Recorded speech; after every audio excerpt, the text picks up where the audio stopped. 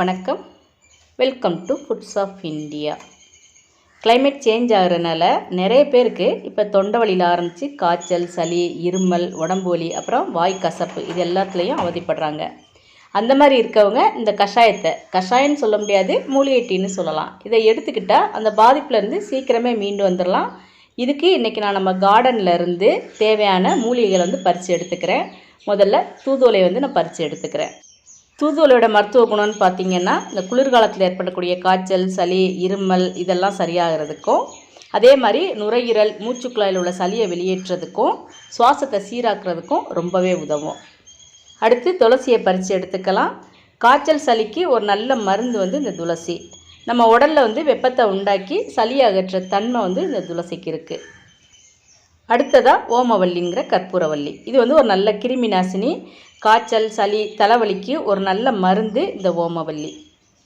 அடுத்து நம்ம எடுக்க போகிறது கண்டங்கத்திரி. கண்டங்கத்திரியோட இலை, தண்டு, வேர்பகுதி எல்லாத்துலேயும் மருத்துவ குணம் அதிகம் இருக்குது. இது காய்ச்சல், சளி, தலைவலி எல்லாம் சரியாகிறதுக்கும், அப்புறம் நோய் எதிர்ப்பு சக்தியை அதிகரிக்கிறதுக்கும் இந்த கண்டங்கத்திரியை நம்ம எடுத்துக்கலாம். சுவாச பிரச்சனையை சரி செய்யும். இந்த கண்டங்கத்திரியோட அந்த பழத்தை வச்சு நம்ம வத்தல் போட்டும் சாப்பிட்டுக்கலாம், குழம்பு வச்சும் சாப்பிட்டுக்கலாம். அடுத்து நம்ம எடுத்துக்க போகிறது வெற்றிலை. வெற்றிலை ஒரு நல்ல வலி நிவாரணி. அதே மாதிரி தலைவலி, காய்ச்சல் எல்லாமே சரியாயிரும். தொடர்ந்து இருமிக்கிட்டே இருக்கவங்களுக்கும் அந்த இருமல் சரியாகிறதுக்கும் இந்த வெற்றிலை ரொம்ப உபயோகமாக இருக்கும்.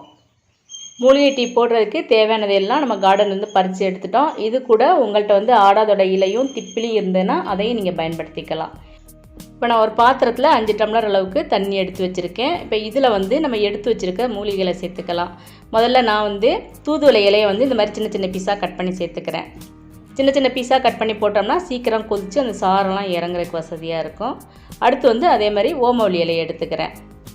அப்புறம் வெற்றிலை, அதே மாதிரி துளசி, அப்புறம் கண்டங்கத்திரி. இப்போ இது எல்லாம் சேர்த்ததுக்கப்புறம் இது கூட சின்ன வெங்காயம் 4 சேர்த்துக்கலாம். சின்ன வெங்காயம் இதயத்துக்கு ரொம்ப நல்லது. அதே மாதிரி நோய் எதிர்ப்பு சக்தியையும் அதிகரிக்கும்.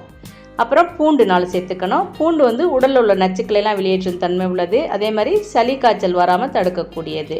அப்புறம் மிளகு, விஷத்தை முறியடிக்கக்கூடியது. மிளகு செரிமானத்துக்கு ரொம்ப நல்லது. அதே மாதிரி பசியின்மையை போக்கக்கூடிய தன்மை உள்ளது. அப்புறம் ஜீரகம், அதுவும் உடலில் உள்ள நச்சுக்களையெல்லாம் நீக்கிற தன்மை உள்ளது.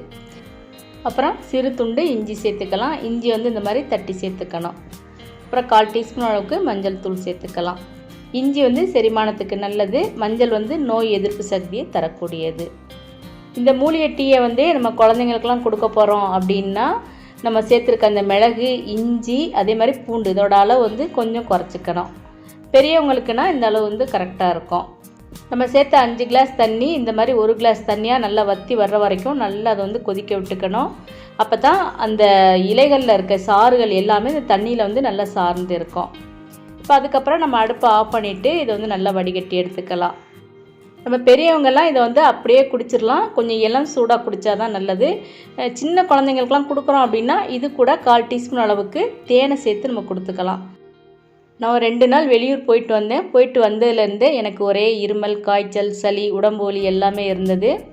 நான் அலோபதி மருந்து 2 நாள் எடுத்துட்டேன். ஆனால் என்ன தான் அலோபதி மருந்து எடுத்தாலும் காய்ச்சல் சரியானதை தவிர வாய்க்கசப்பு, உடம்பு வலி, இருமல் எதுவுமே சரியாகலை. நம்ம கார்டனில் தான் மூலிகை செடிகள் இருக்கே அப்படின்னு நம்ம கார்டனில் இருக்க மூலிகை செடியில் வச்சு நான் அந்த மூலிகை டீ தயார் பண்ணேன். இதை நான் எடுத்துகிட்டது போக வீட்டில் இருக்க மற்றவங்களுக்கும் காய்ச்சல்லாம் வந்துடக்கூடாதுங்கிறக்காக அவங்களுக்கும் நான் அதை கொடுக்க ஆரம்பித்தேன். எனக்கு 3 நாளே நல்ல பலன் கிடைச்சது. இந்த மூலிகை டீ எடுத்துக்கிறனால எந்த விதமான சைட் எஃபெக்ட்டும் நம்மளுக்கு வராது. நீங்கள் அலோபதி மருந்து எடுத்துக்கிட்டால் கூட இதையும் நீங்கள் தாராளமாக எடுத்துக்கலாம். எனக்கு இது ரொம்ப பயனுள்ளதாக இருந்தது. அதே மாதிரி உங்களுக்கும் இது ரொம்ப பயனுள்ளதாக இருக்கணுங்கிறக்காக தான் இந்த வீடியோவை ஷேர் பண்ணியிருக்கேன். இந்த வீடியோ உங்களுக்கு பிடிச்சிருந்தேன்னா லைக் பண்ணுங்கள், ஷேர் பண்ணுங்கள். மறக்காமல் ஃபுட்ஸ் ஆஃப் இந்தியா சேனலை சப்ஸ்கிரைப் பண்ணுங்கள். அதே மாதிரி இந்த பக்கத்தில் இருக்க பெல் ஐக்கானில் ஆளை செலக்ட் பண்ணுங்கள். அப்போ தான் நான் போடுற வீடியோஸ் எல்லாமே அடுத்தடுத்து உங்களுக்கு நோட்டிஃபிகேஷனில் வரும். தேங்க்ஸ் ஃபார் வாட்சிங். இந்த கஷாயம் போட்டாச்சு. இதை நம்ம ஒரு 1/2 கிளாஸ் அளவுக்கு நம்ம பெரியவங்க இதை குடிச்சிக்கலாம். குடிச்சோம்னா சளி, காய்ச்சலுக்கெல்லாம் இது ரொம்ப நல்லது.